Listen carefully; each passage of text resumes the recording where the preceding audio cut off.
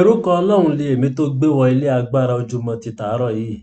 Je suis entré dans cette émission avec le nom de Dieu ce matin. Ọba òjì pé ló bá sọ pé fún bẹ̀bẹ̀ ọmọ abẹ lè bẹ̀bẹ̀ fún máa ń bẹ ló bá sọ pé fún bẹ̀bẹ̀ ọmọ àtọ̀ bẹ̀bẹ̀ ọ̀tọ̀ níbẹ̀ mọ́. C'est ce Dieu qui ordonne à toute chose d'arriver. S'il n'ordonne pas, cela ne peut pas arriver. Ọlọ́run èmi ṣèbà rẹ ojúmọ́ tèmi o. Dieu, je te rends hommage ce matin. Mo sì tán gbàgbé kí gbogbo èèyàn ọmọ ẹgbẹ́ ìdènàgó tó gbéga ọkùnrin àti obìnrin pátápátá. Et je prends par ici pour saluer tous les membres de l'association Ìdènàgó àti gbogbo ìyówó etí ìgbọ́ ojúmọ́ tèmi káàbọ̀ ẹ̀kọ́ vous qui ojúmọ́ nous o. écoutez ce matin, soyez les bienvenus. Àwọn ti tọ́ dé ojúmọ́ tèmi ọmọ ojúmọ́ kan ṣo ọ̀rọ̀ kan ṣo ọmọ ojúmọ́ kan ṣo àṣà kan ṣo. Nous sommes encore là ce matin, nous sommes encore dans cette émission.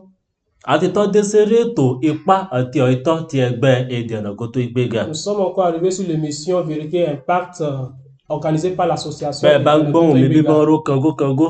Si vous écoutez ma voix ce matin, Èmi ọmọ yín náà rẹ Pierre Mọ́nú, je suis votre fils Pierre Monu. ọmọ bíbí ìlú Ìsàkété. Je suis natif de Sakété. Èmi tẹ́ kọ́ lówó ilé agbára ojúmọ́ Je tèmi ne yìí. suis pas le seul sur cette émission ce Apọ̀ matin. ilé kún bọ́bọ́bọ́. Nous sommes nombreux sur cette émission Màá ce gba matin. apá òsì mi bí ìwọlé ń Je tánná. vais prendre par ma gauche ce Ọmọ matin kí ẹ̀gbọ́n mi bọ̀dá mi. et je vais d'abord saluer mon frère. Ẹ káàárọ̀ ẹ kú ojúmọ́ o. Ẹ káàárọ̀ Bonjour. àkójúmọ́ náà Ooo àkó ìjẹ́ ooo gbogbo àwọn ará ilé wọn o. Et la maisonnée. àlàáfíà làwà. Ẹ bá ń dorúkọ yìí fi ọba kí àwọn yìí ń gbọ́wọ́ ojúmọ́ tèmi. Est-ce que vous pouvez vous présenter à ceux qui nous écoutent ce matin? Orúkọ tèmi ni Tètèdé Bàtèlémì Ajíbọ́lá. Mon nom c'est Tètèdé Bàtèlémì Ajíbọ́lá. Ọmọ bíbí Sakété ni mí. Je suis natif de Sakété, Àmọ́ Ìfàyín la fo Tchélé. mais j'habite à Ifoyin. Mo kí gbogbo àwọn yìí ń gbọ́ wa ní àárọ̀ ti tèmi. Je salue ceux qui nous écoutent ce matin. Mo sì kí gbogbo àwọn òṣìṣẹ́ ilé-iṣẹ́ Ìdènàgó tó gbéga. Et je salue ceux qui travaillent dans cette association Mo kí wa Ìdènàgó tó púpọ̀ gbéga. pé ká kú iṣẹ́ o. Et je salue votre bravo, votre travail dans cette Ọlọ́run association. á máa fún yín agbára sí àti Que máa le Seigneur vous tẹ̀síwájú. communique plus de force pour continuer. Ẹ ṣeun. Merci Ẹ beaucoup. ṣeun gan ẹ̀gbọ́n wa Àjíbọ́lá Tètèdé Merci beaucoup Bàtèlémì. notre grand frère Bàtèlémì Wọ́n bí wọn Ajíbọ́lá. Sàkété ni wọ́n sì ń gbé lófọ̀ yìí. Ils sont natifs de Sakété, mais Òríjìnà Nàgó ils gangan ni wọ́n habitent jẹ́. à Ifoyin. Màá kọjá sí apá ọ̀tún mi Je ọ̀hún. vais aller à ma droite. Òdú ni wọ́n jẹ́ ọ̀tọ̀ jẹ́ àìmọ̀ fún Ils ne olóko. sont pas étrangers dans cette maison. Ọ̀dà ẹ̀ káàárọ̀ o. Notre Ẹ grand káàárọ̀, frère, adarí bonjour. ètò. Ẹ kú ojúmọ́ Bonjour, animateur. gbogbo àwọn ará ilé wọn o. Et la maisonnée. Ẹ bá wọn dérúkọ fi wọn bá wọn kí gbogbo wọn yìí ń gbọ́ Est-ce que ojúmọ́ vous pouvez tèmi. vous présenter à ceux qui nous écoutent ce Orúkọ matin? ti tèmi ni Ludovic Kọ́láwọlé Diko. Moi, mon nom c'est Ludovic Mo Kọ́láwọlé jẹ́ Diko. ọmọ bíbí ìlú Ìsàkété. Je suis natif de Sakété. A kí gbogbo àwọn yẹn ń gbọ́ wa àti àwọn yẹn ń wò wá yí àkókò yìí. Nous saluons tous ceux qui nous écoutent ce matin. A sì kí gbogbo àwọn òṣìṣẹ́ ẹgbẹ́ Ìdènàgó tó gbé Et nous saluons aussi le personnel de l'association Ìdènàgó tó gbéga. òkè ilé ẹgbẹ́ náà máa lọ. Àmín. Cette association va toujours monter. Ẹ ṣeun gan ẹ̀gbọ́n wa Ludovic Ediko. Merci beaucoup, notre grand frère. Màá rán àwọn ará létí pé rí olùtùmọ̀ èdè ni wọ́n jẹ́ iná ẹgbẹ́ Ìdènàgó tó gbéga. Je rappelle à ceux qui nous écoutent qu'ils sont traducteurs dans l'association Ìdènàgó Bọ̀dá tó mi yọ̀wọ́ gbéga. ẹgbẹ́ mi àwọn ní kó náà sí lẹ fún gbọ́rọ̀ ẹ lé fún kó eré iná. Non, mon frère qui est à côté de moi, c'est lui qui quand même fait que les choses puissent aller bien. Wá dérúkọ wọn lè yára lé yá gbórúkọ. Il va se présenter, vous allez l'écouter. Moi, mon nom c'est Emmanuel Olafa. Ẹ ṣeun gan bọ̀dá wa Emmanuel Ọláfà. Merci Àìkọ̀ṣe beaucoup. fokú wa tó kí gbogbo yín pátápátá pẹ̀lú fi wọn káàbọ̀ sí eré ètò ipá àti ọ̀ìtọ́ ojúmọ́ Tous, ti on tèmi. vous souhaite la bienvenue dans cette émission Vérité et Impact. Àárọ̀ tèmi èyí ọmú wá àtàtò èèyàn sì tó tò. Ce qu'on vous a apporté ce matin, c'est très Ìlépa important. wọn lè péré fún ìyípadà rere ó wà. L'objectif que nous avons, c'est qu'il y a des Kí changements. ló yà máa sọ̀rọ̀ ipa ẹ̀rọ ojúmọ́ De quoi tèmi? allons-nous parler ce matin? Òun lé ojúṣe àwọn òbí. C'est le devoir des parents, Ojúṣe àbí ipa yóò bí lè kó. la partie que les parents doivent prendre Iná èdè abínibí kíkọ́. dans l'apprentissage de la langue Bàbá ń sọ maternelle. ipa èdè abínibí. Lorsqu'on parle de la langue A maternelle, rí pé èdè náà lọ́jọ́ lò náà máa ń kọ́. c'est une langue qu'on apprend. Àmọ́ òbí wọn ní ipa wọ́n sì ní ojúṣe kàn wọ́n lẹ́kọ̀ọ́. Mais les parents aussi ont un devoir qu'ils doivent faire. Ètò náà ni màá kọ́kọ́ gba apá òsì mi bí ètò tó Donc, wọlé tán náà. je vais prendre par ma gauche d'abord. Bọ̀dá mi Àjíbọ́lá ẹ káàbọ̀. Notre mon frère Ajibola. Àárọ̀ yìí a máa ń sọ ipa ojúṣe àwọn òbí ipa èdè abínibí kíkọ́. Ce matin, nous allons parler un peu par rapport au devoir des parents par rapport à l'apprentissage de la langue maternelle. Màá kọ́kọ́ bẹ̀rẹ̀ nǹkan náà. Je vais d'abord vous Pé demander, ṣé ọ̀yítọ́ lè péré àwọn òbí wọn ní ojúṣe wọn iná péré fọ́mọ wọn kọ́ èdè àbínibí tán àbí ò jẹ́ ni? est-ce que les parents ont des devoirs dans l'apprentissage de la langue maternelle? Le rôle. Le rôle des parents dans l'apprentissage de la langue maternelle. Ẹ ṣeun ọ̀gá mi olùdarí ètò. Merci beaucoup, Ẹ ṣe gan animateur. púpọ̀. Merci. Ọ̀rọ̀ lẹ béèrè. Vous avez vraiment posé une grande question. Ọ̀rọ̀ yẹn béèrè ìbéèrè ó jẹ́ pé bẹ́ẹ̀ ni màá dáhùn. Votre question m'amène à dire oui.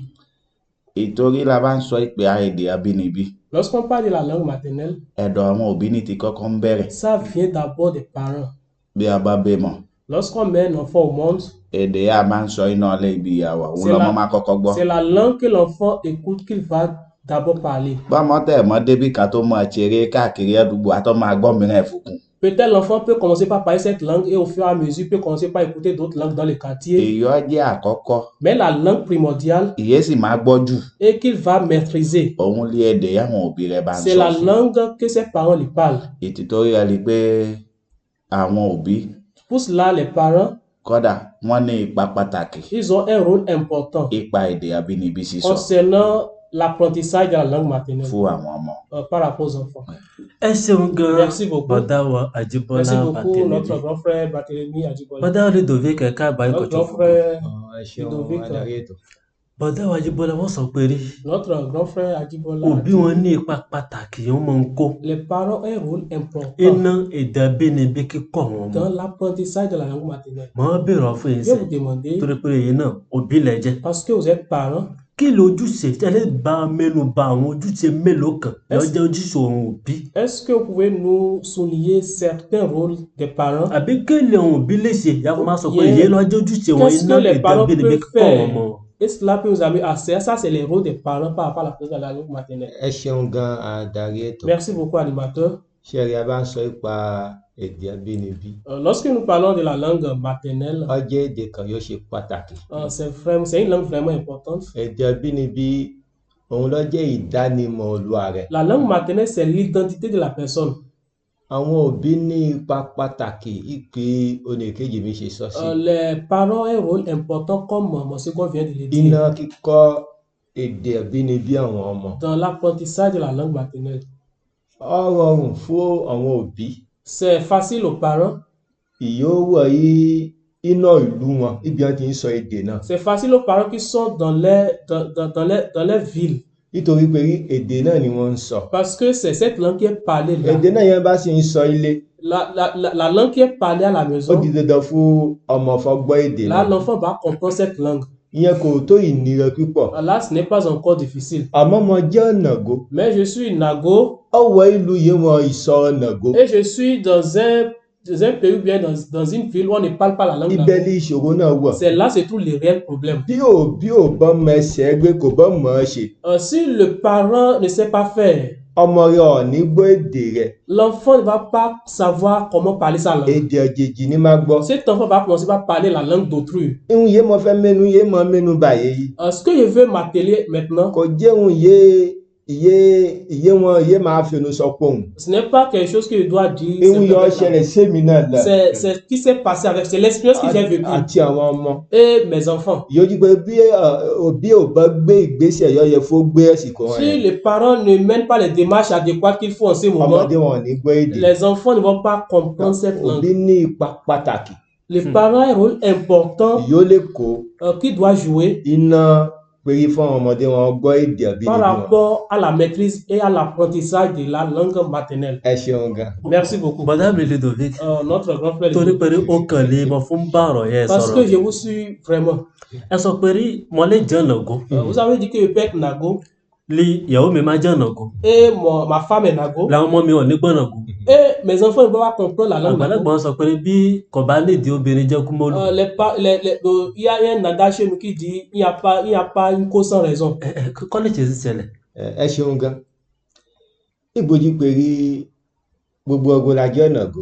Comme nous tous nous sommes en Nago, A sì sí eré ilé ọ̀nàgó. et nous ne sommes pas sur une terre Nago. Ọwọ́ eré ilé àjèjì kan. Nous sommes sur un territoire étranger Ìyójí péré ègùn ni wọ́n ń sọ et bẹ̀. là ils parlent la langue Goun. Làwọn náà ń ṣègùn. Ègùn ni wọ́n ń sọ bẹ̀. Et ils parlent Goun là. ègún náà ti wo inú fáwọn náà. Et eux aussi commencent par parler náà la langue. bẹ̀rẹ̀ sí sọ ègún ní Ils ilé. commencent par parler la wọ́n langue. bí màwọn ọmọ bẹ̀rẹ̀ sí sọ ègún. En même temps, ils mettent au monde les enfants commencent par parler la langue. káwọn ọmọ mi máa ṣe ti gbọ́ ọ̀nà gbòógì Comment kíkó mes enfants vont commencer par parler la langue Nago? wọn ò lè gbọ́. Ils ne peuvent pas parler cette langue, ils ne peuvent pas maîtriser cette langue. ìyẹn jẹ́ àkọ́kọ́. Là, c'est la première chose. ìyẹn tẹ̀ tó burú gan torí pé àwọn méjèèjì gbọ́ ọ̀nà gbó. àwọn méjì gbọ́dọ̀ kó. Là même, c'est même plus. Parce que les wọ́n deux ti comprennent lè la sọ langue. ọ̀nà gbó kọ́mọ ká wọlé gbọ́ ọ̀nà gbó Là, ils tẹ́lẹ̀. peuvent parler la langue à l'enfant. àmọ́ ọ̀nà gbó li èmi. Mais moi, je suis Nago. mo fẹ́ yẹ̀wò ègù. Je me suis marié à une femme ìlú ègù. gouée. Je suis dans un territoire bí n bọ́ múra ọmọ mi ò lè gbọ́ ọ̀nà gbó. Alors, Si je ne fais pas, si je ne force pas l'enfant à ne pas comprendre la langue Nago. ẹ sì mọ̀ pé rí èdè yìí ìyá bá ń sọ fún ọmọ Et vous devez savoir que la langue que la mère ou bien la maman parle à lọ́mọ son máa ń enfant, tètè gbọ́. c'est cette langue-là que l'enfant maîtrise àwọn mieux. ìṣòro yóò wà. Et ce sont les paramètres, les petits problèmes qui sont par rapport à l'apprentissage de la ẹ langue. ṣeun gan. mo fowó ọ̀tọ̀ mọ ọ̀fìdí yẹn nù tán. Je reviens à vous. d'accord. bọ́dá mi Ajíbọ́lá Notre grand frère a dit ẹ voilà, sọ́ọ̀rì kan péré òbí ní ipa pàtàkì ó lè kó que les parents ont un rôle important. òbí lè yìí náà Vous êtes un parent. ẹ sọ dé kan fún oníná pa náà. Qu'est-ce que vous pouvez nous dire? òbí nípa pàtàkì Les lèyí ó parents ont un lè rôle kó important.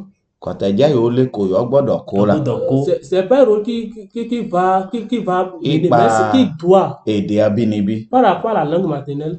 kí n mú àpẹẹrẹ ọ̀rọ̀ yé bọ̀dá mi Ludovic sọ tán Si sí. je prends par exemple ce que ibi mo mon gbé pé second wọn ò dit, parọ́ là où j'ai vu qu'ils n'ont pas menti, ẹ̀gbọ́n tèmi ó ní mọ́ tẹ̀lé mon grand frère, celui que je suis kó directement, tọnu ilẹ̀lẹ̀ ni il est à Cotonou ici.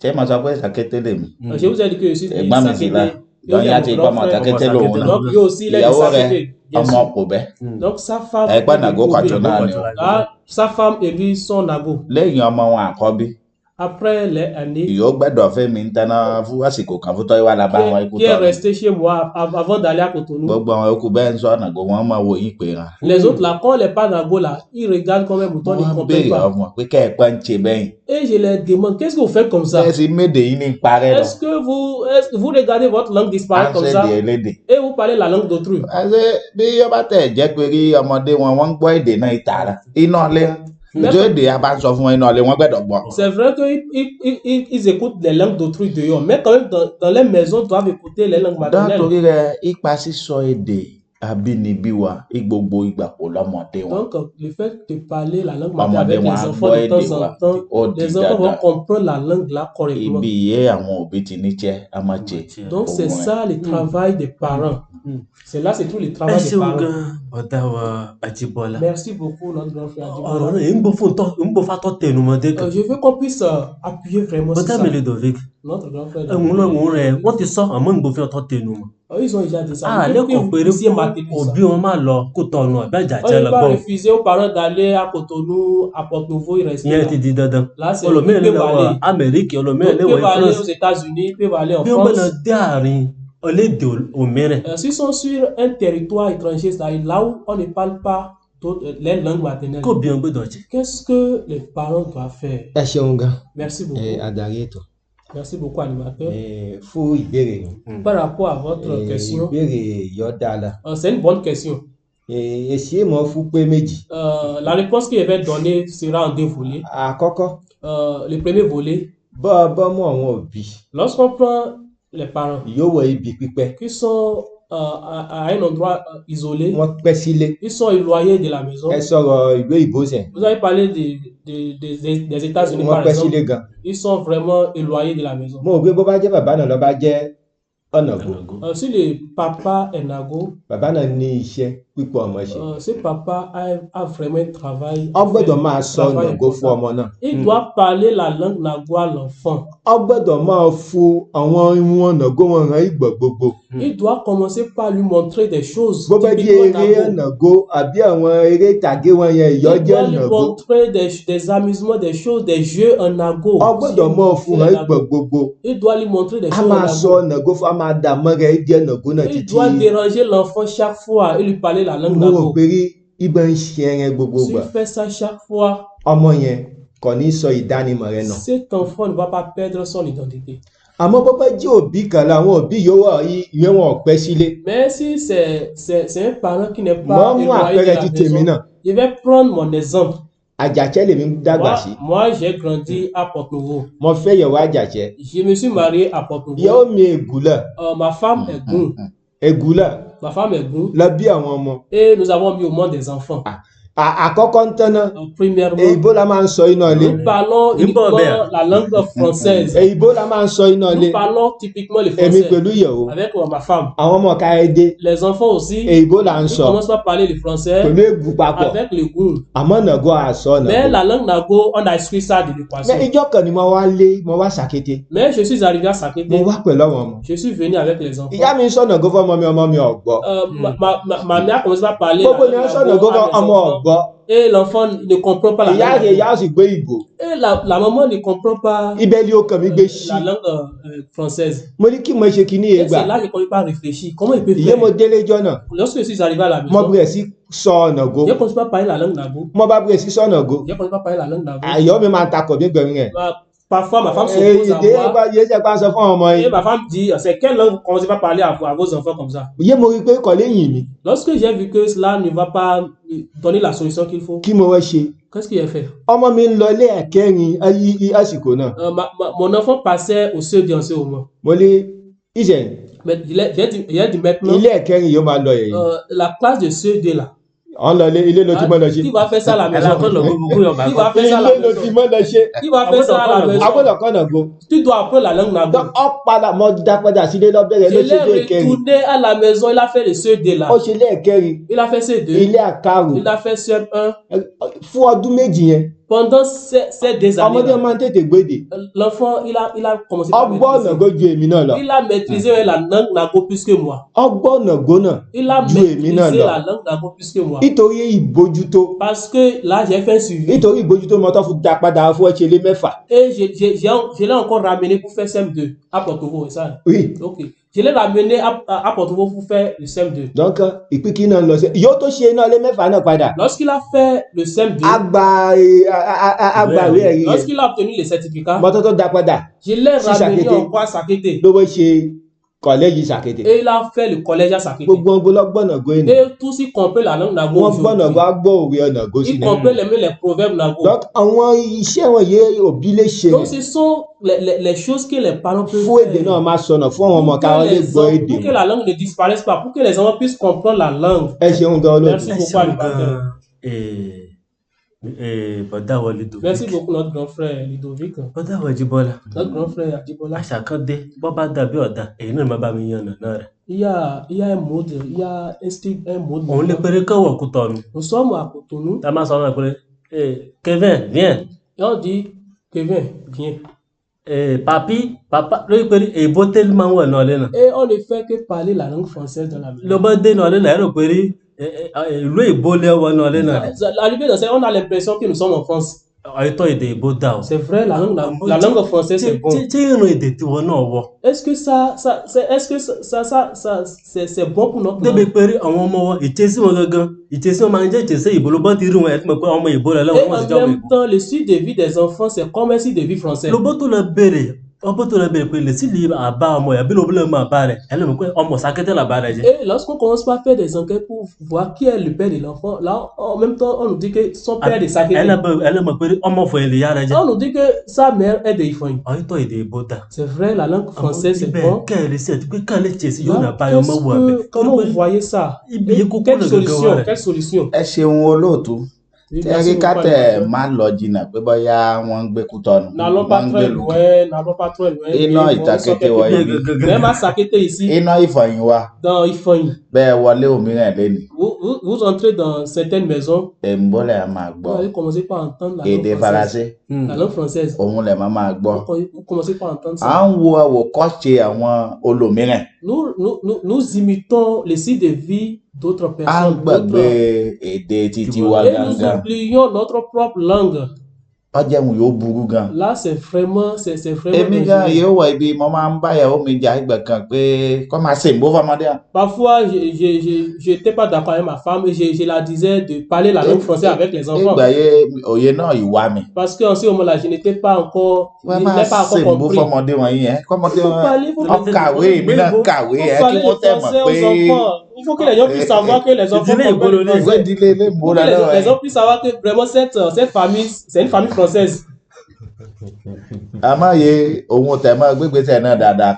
Mais quand ma femme n'a pas quand même, elle n'a pas respecté ce qu'il disait. Àti pé àsìkò yé ọ̀rọ̀ èdè Ọ̀nàgótó Ìgbéga ẹ̀yọ́ wáyé. Et lorsque cette association a été mise en Nípa place, fún iye mọ́ wá àwọn ìjókòó wọn kan lorsque je suis venu ici à cette réunion, donc mon esprit, j'ai eu d'ouverture Kíkọ́ ni d'esprit. wọ́n yà tẹ̀ ń gòkè gan. Et je me suis dit, qu'est-ce que nous faisons même? Kàńpá. Qu'est-ce que nous, à quoi on taille d'importance même? Àwọn ìlú sàwọ́sẹ̀ ẹ̀ bá múrú Ṣíìnì wọn ẹ̀. Lorsqu'on voit la Chine aujourd'hui, Àwọn wọ́n máa kọ̀wé ìlú wọn, wọ́n máa ṣe nǹkan. Èdè ibẹ̀ gangan ni wọ́n lò àfúnṣe wọn jà. s'ils veulent apprendre quelque chose de leur L'ọmọdé wọn lọ síwájú. ils apprennent ça dans leur langue et les enfants Ni évoluent. wọ́n ń lọ iwájú. Les enfants évoluent chez Àmọ́ eux. ẹ wá wà wọn náà epo pé ká máa ṣèbó náà lẹ́nà kí tó ìṣẹ́jọ́ wọn náà. Même nous qui voulons parler la langue française chez nous dans notre maison, Àbí pàmò bá sá délé rẹ̀ sẹ̀ wéèyàn bá gbé fún. Bóyá là, èdè ce ilé n'est rẹ̀ ni. Èdè ìbò ni máa bù kọ́. la Tètè cause ne mú. vient pas de nous. Donc, À l'école, on Kó lè parle máa français. tètè yé la fún wò pé bóyá la bá ń sọ ìgbó.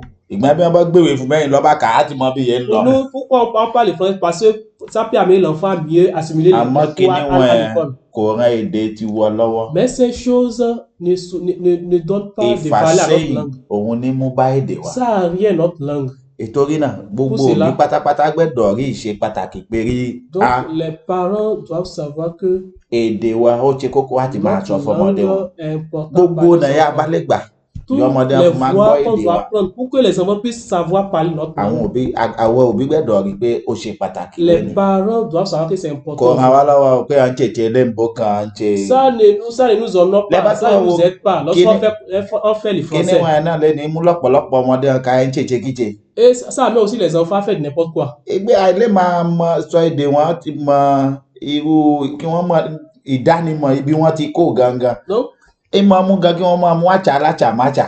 si on ne les apprend pas leur identité, leur culture, ça amène les enfants aussi à s'acculturer aussi d'autres cultures, Torí náà d'autres choses. àwọn òbí a níṣẹ́ pàtàkì yẹ àmọ́ Donc, ṣe yàn. nous les parents, on a vraiment un rôle à jouer. Ká tó wá parí ètò tààrọ̀ yìí, àkọ́kọ́ kọjá sí ilé agbára òǹtàn náà. Avant de terminer l'émission ce matin, nous allons. Association Eden Goto Igbega. Qui sommes-nous? L'association Eden Goto Igbega est une association à but non lucratif qui œuvre pour le développement de la langue Nago. Voici nos domaines d'intervention. Recherche linguistique et socio-culturelle. Traduction. Impact des saintes écritures. Orthographe et alphabétisation. Relations publiques. Développement communautaire. L'association Eden Goto Igbega est située au Bénin, dans la commune de Sakété, arrondissement de Tako, maison Bangbade.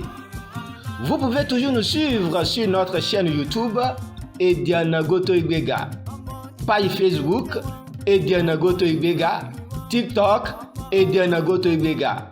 Vous pouvez aussi nous contacter au numéro 229 57 02 65 35. Merci.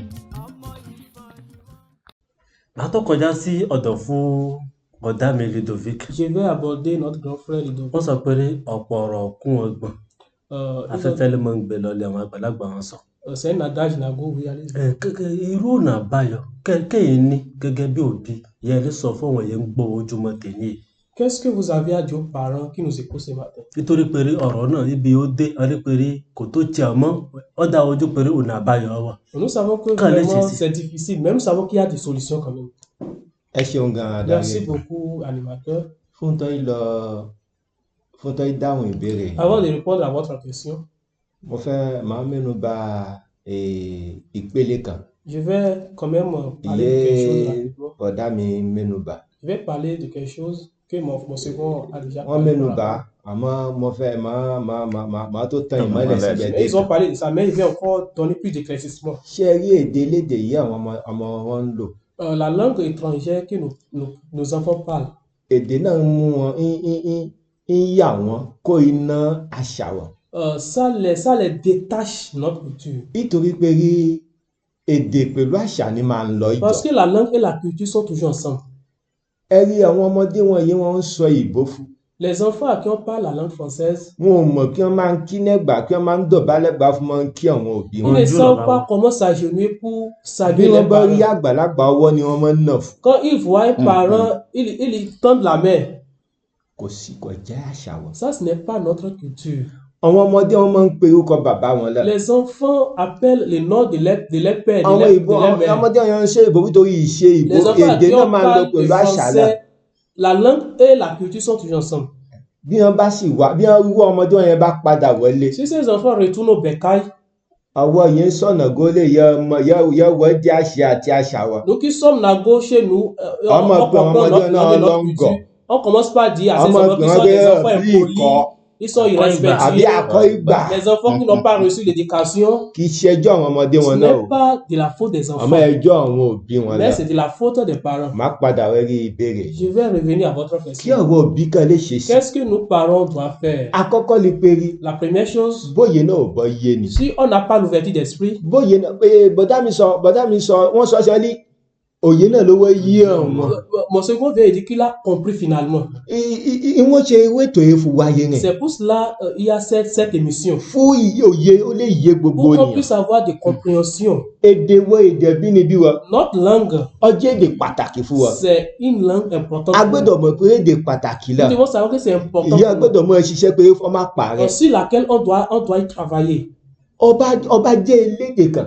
Si tu es natif d'une langue, ṣe gbogbo agbára tu dois faire tout fún possible àwọn ọmọ rẹ̀ pour que tes fún wọn enfants, gbọ́ pour èdè que tes náà. enfants puissent comprendre cette langue. fún wọn gbọ́ èdè náà bí wọ́n bá gbọ́ èdè náà mo ní èdè máa ń lọ pẹ̀lú àṣà náà. J'ai dit que la langue va toujours avec la culture. gbogbo ọmọ rẹ̀ wọn bá débi kan wọ́n kẹ́ Si tes enfants vont quelque part, ils vont savoir que ọgbọ́dọ̀ kọ́ àwọn ọmọdé rẹ̀ wọn èdè rẹ̀. tu dois apprendre Ibikíbi ta yóò langue wọlé à tes wọ̀. enfants. Quel que soit là où tu es, bọ́ ọ là bá où ils jẹ́ sont. ọmọ nàgó Si tu es ó nago, lè wá Amẹ́ríkì tu peux être aux ó lè wá États-Unis, ibikíbi tu peux être n'importe où.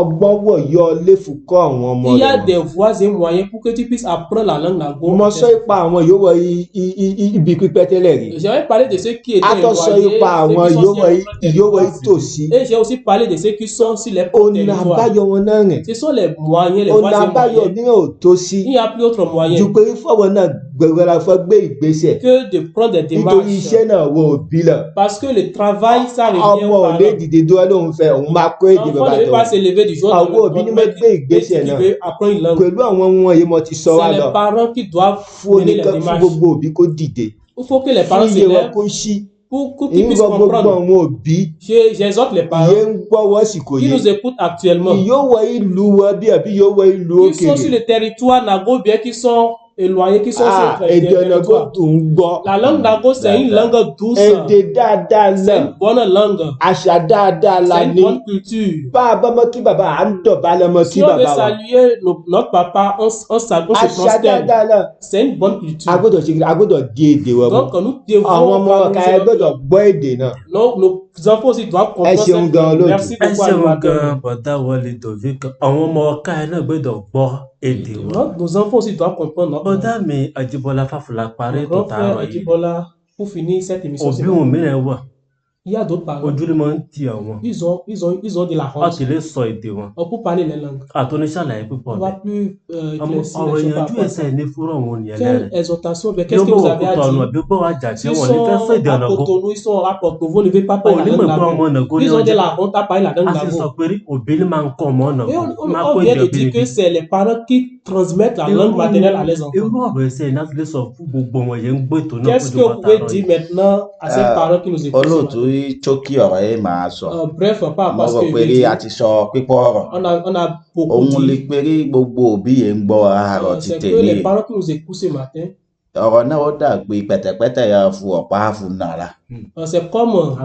àtàbákálukú Donc, c'est pour tout le monde. ibi ó bá ti kan nìkan yọ yẹ kó ti àtọ́chè Donc, si quelqu'un est touché par ce que nous disons, ló ce bá matin, jẹ́ pé lóòótọ́ lòbí náà bá fẹ́ràn èdè rẹ̀ si ses parents aiment réellement sa langue, ó yẹ ká ṣàtọ́chè àárọ̀ yìí rà il doit savoir ce qu'il doit faire. ká bẹ̀rẹ̀ sí gba gbogbo ọ̀nà ìpèdè tiwa náà Il doit mener des démarches, les voies et moyens pour que notre wọ́n sọ langue tuta puisse àríkan évoluer. sẹ́yìn èdè wa dùn igbọ́ On vient de dire que notre langue est une langue douce, une langue vraiment appréciable. ọlọ́run ara wà lọ́wọ́. Que Amen. Dieu nous aide. oníyanṣe olè Merci ọ̀kàkà beaucoup à tout ọlọ́bẹ̀ka le iná monde. ṣiṣẹ́ gbogbo èèyàn jókòó pátápátá jẹ́ Pour gbogbo tous qui pátápátá nous ló ṣe o. écoutez, merci beaucoup. Àwọn náà ti pè rí ètò yìí ẹgbẹ́ Ìdẹ̀rẹ̀gótó Ìgbéga òun ní í ṣe ètò ní On vous gbogbo rappelle que cette émission a été organisée par gbogbo èèyàn l'association gbọ́wọ́ ilé Ìdẹ̀rẹ̀gótó oko Ìgbéga. ibikíbi ẹgbẹ́ tí Pour ìdáfà tous láti gbọ́ qui ojúmọ́ êtes tèmi à la maison Ọlọ́run ràn wọ́wọ́ et qui nous láti écoutez, que lè le gbé Seigneur èdè vous wa aide rugẹ. pour qu'on puisse valoriser Ìjọ notre mìíràn langue. ìjọ rẹ o. À la prochaine.